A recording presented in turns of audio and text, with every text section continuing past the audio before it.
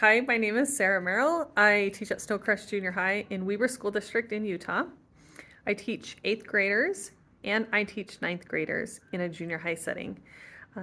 Here we have our 9th graders on an integrated path, so even though they're learning high school standards, there's a lot of overlap between 8th grade and 9th grade for them. And I want to share with you the importance of using visuals in the classroom, both before a task starts or at the beginning when they're getting their knowledge base, during the middle of a task, and then how can they use that to demonstrate understanding, or how can you use that as a formative or even summative assessment at the end. I'm going to take you a little bit around my classroom to show you. This is my classroom. These are student examples of work at the beginning of a task that we did to study statistics. We're actually still in the middle of this, and so we use these every day to reference student work.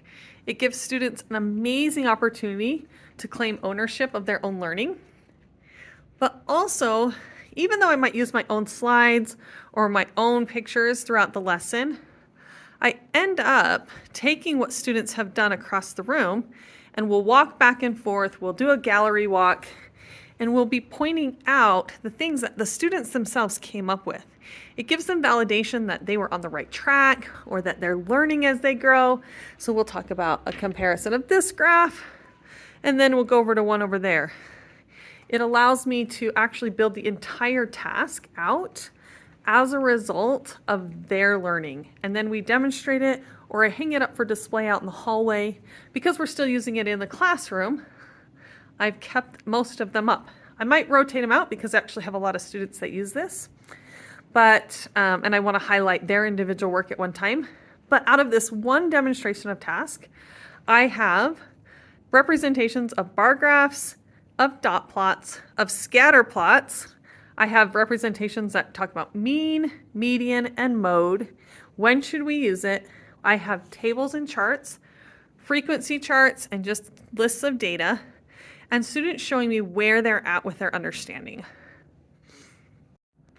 Some other examples of student work that I really want to share why a visual is so important is when students come up with their own ideas and you give them the right basis of questions to create something, they can demonstrate what they know and they really actually get into it, and it's really fun for them.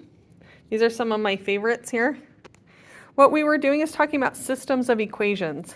This student is showing how important it is to them to understand the real context of a problem, not just how do we manipulate equations, how do we solve by elimination, how do we solve by substitution, how do we solve by graphing.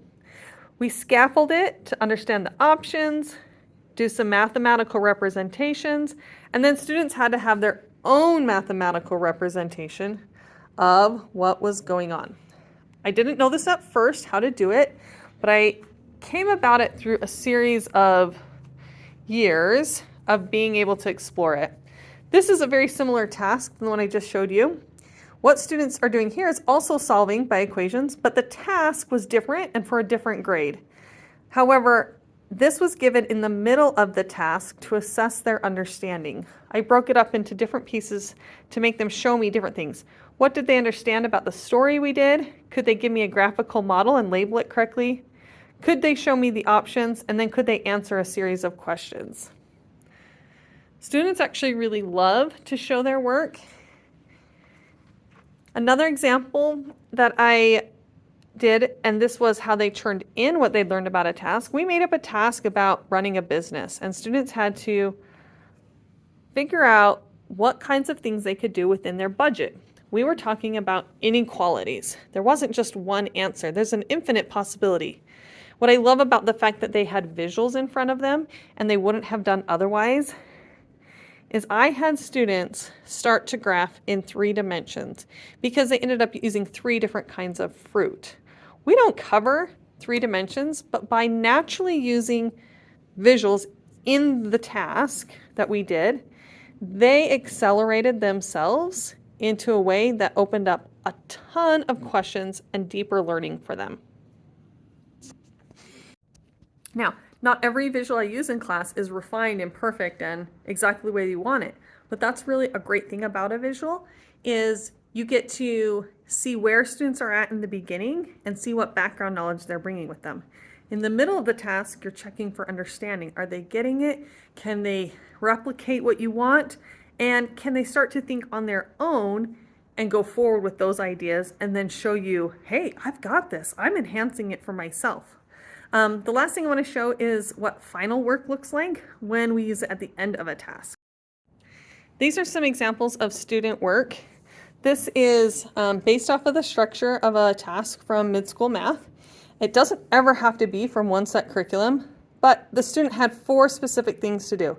They had to give a representation of the story. They had to show the mathematical examples that happened in the story. They had to summarize it and use the correct vocabulary. And then they had to create their own, which is where they really get into understanding, do I get what is happening here? I gave this as an optional thing for a student to do, and I had one student do it because she loved to draw. But then her understanding of math, I could use this as a formative or summative.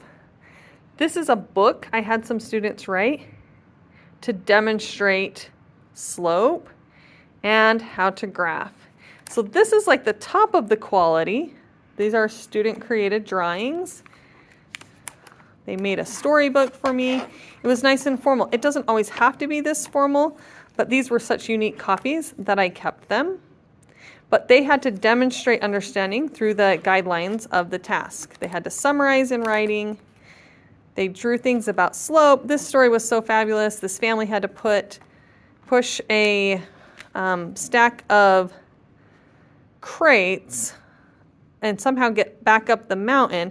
So they realized the height of it and the run of it, which helped them figure out the slope of it that they needed to build in order to get their van back up the muddy slide. I actually believe wholeheartedly that in a classroom, we can always find a way for students to visually represent and explain what it is they don't know, what it is they do know, and what it is they're grasping. I really just look forward to the opportunity to share not just examples with people, but how to implement this in the classroom, how to use it in the beginning of a task, how to use it at the middle of a task, how to use it at the end of a task or a lesson to really enhance what students are learning. Thanks, guys.